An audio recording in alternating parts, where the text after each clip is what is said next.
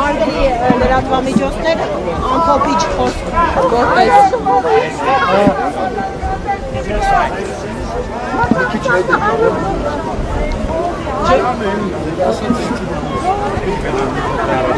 նորմալ է,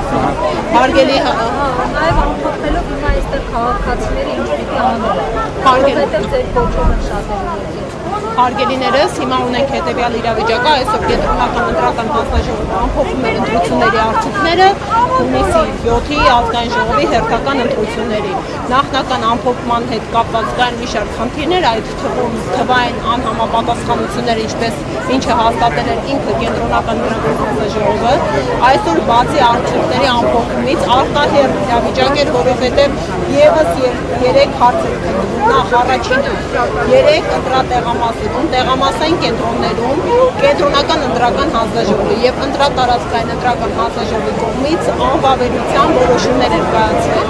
Առաջին հարցադրումը, որ բոլորից մեր հանրությանը եւ մասնակից ուժերին լուծում էր, արդյոք վերաքվեարկությունների վերաբերյալ որոշում կայացվելու է, որովհետեւ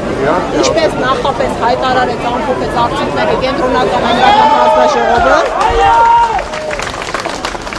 ինչպես նախապես ամփոփեց այսօրվա արդյունքներով Բարգավաճ Հայաստան կուսակցությունը չի հաղթահարում նվազագույն շեմը։ Սա նշանակում է մի բան, որ մանդատների բաշխման վրա էական ազդեցություն է թողում նախնական արդյունքը եւ սա հիմնարար էական պատճառ է վերաքվեարկություն առնվազն վերաքվեարկությունների վերաբերյալ որոշում կայացնելու։ Մենք քիչ առաջ լքեցինք կենտրոնական ընտրական հանձնաժողովի շենքը եւ դահլիճը նիստերի, որովհետեւ որոշումը կարդացին եւ իրենք ըստ էության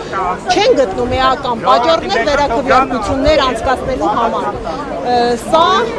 կարծում եմ այն խոշոր կարմիր գիծներ, որը օրինակ ինձ համար մի փոքր հույս կար, որ կհնչի հատվի, որովհետև դուրս թողնել մի ամբողջ քաղաքական ուժի ընդամենը, եթե չեմ սխալվում, 32 ձայնի համար, սա անհարգալից վերաբերմունք է, արհամարական վերաբերմունք է ընտրական իրավունք ունեցող բազմահազար քաղաքացիների նկատմամբ։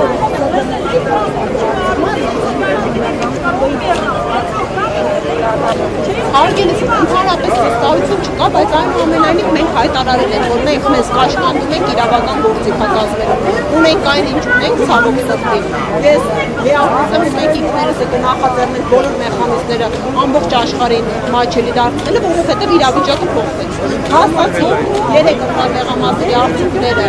չեղարկվեցին, անվավեր ճանաչվեցին եւ հաստատի այս քաղաքացիներին թույլ չեն տալիս նորից գնալու վերաքվեարկելու եւ իրենց քաղաքական կամքը արտահայտելու։ Զուգահեռ ունենք իրականություն, որ այս պայմանությամբ իշխանությունը, որը իրեն հաղթող է հռչակել ճակերտավոր, դեռևս 100-ավոր ընտրատեղամասի արդյունքների ամփոփման պայմաններում, երբ ամբողջական պատկերը չունենք, այս քաղաքական ուժը 100,000-ավոր քաղաքացիների կաշառակեր է անվանում։ Սա անթույլատրելի իրավական ու ժողովրդավար պետության հիմնարար սկզբունքների կոպտագույն խախտում է եւ բնականաբար առաջին հերթին ներողություն պետք է խնդրեն քաղաքացիներից,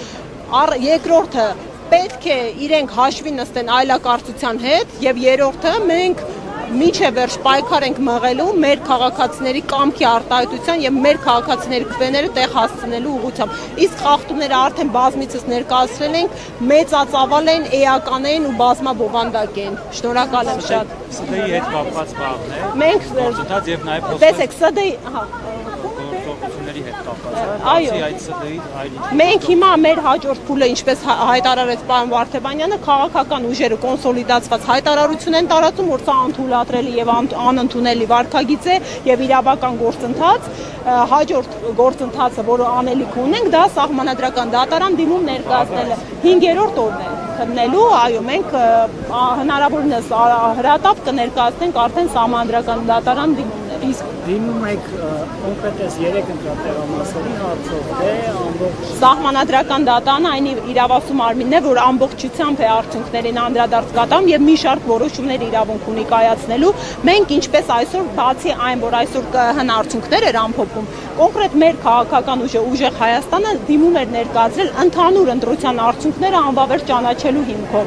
Այդ նաեւ այլ քաղաքական ուժեր նմանաբնույթ դիմում ներկայացրել, այնպես որ ԿՀ-ն Սահմանադրական դատան նույնական դիմում ենք ներկայացնելու, այնուամենայնիվ առնվազն մեջը վերահաշվարկին անդրադառնալու հնարավորություն Սահմանադրական դատանը ունենալու է։ Այսինքն իրենք կարող են այդ ձեր դիմումի շրջանակում Այո, իրենք